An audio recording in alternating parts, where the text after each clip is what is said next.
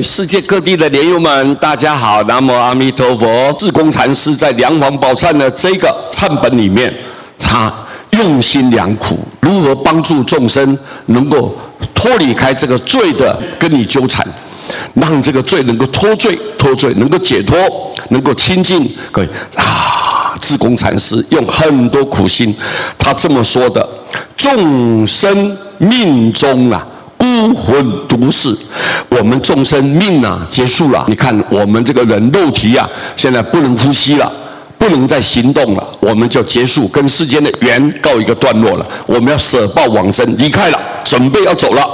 但是孤魂独逝，你的魂啊住在这个肉体的灵魂，这个灵魂神识单独的走了。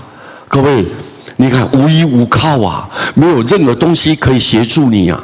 什么人都帮助不了你，你的财富帮助不了，你的至亲好友帮助不了你，你的声望、你的地位帮助不了你，多大的轿车啊，多大豪宅，他都帮助不了你的。所以你这个孤魂的孤孤单单的、单独的去，所以我们佛老早告诉我们，每一个人是独来独往、独生独死啊，单独的生，单独的死。所以任何人都帮助不了你，慈亲孝子不能相救，就是你慈爱的父亲啊、父母亲，或者是你很孝顺的儿女，他不能相救。你自己的罪业自己担呐，个人的因果个人要承受，任何人都没办法给救你的。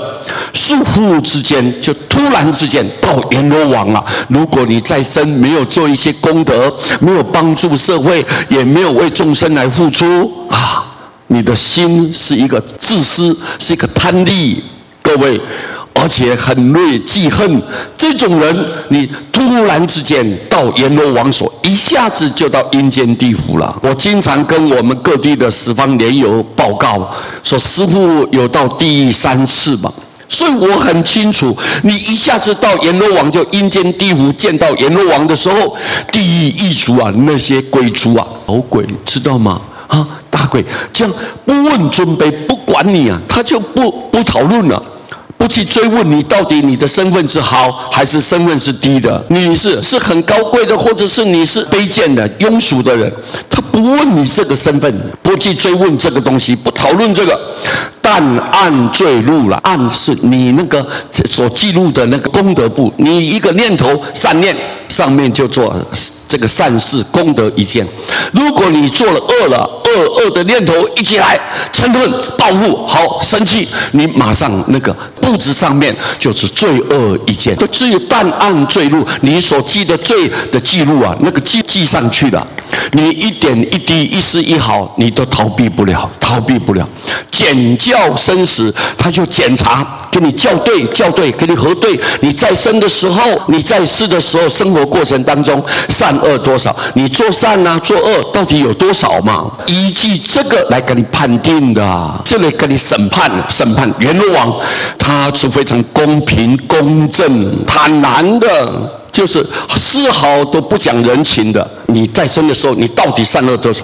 你神识自首，这时候你的灵魂要自首，要坦白交代啊！你没有办法说写问我可能跟你什么讨价还价呀，我很有财富啊，我是不是跟你巴结贿赂啊？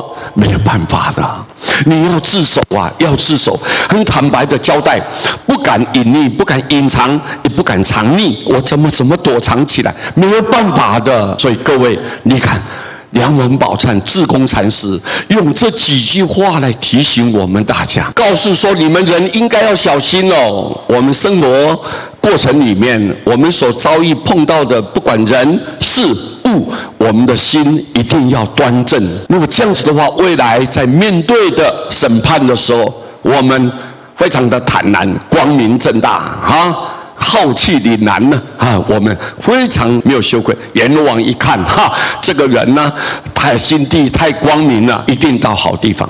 这自然的感召，各位这一章很重要，我们再一次提醒大家。感谢各位，南无阿弥陀佛。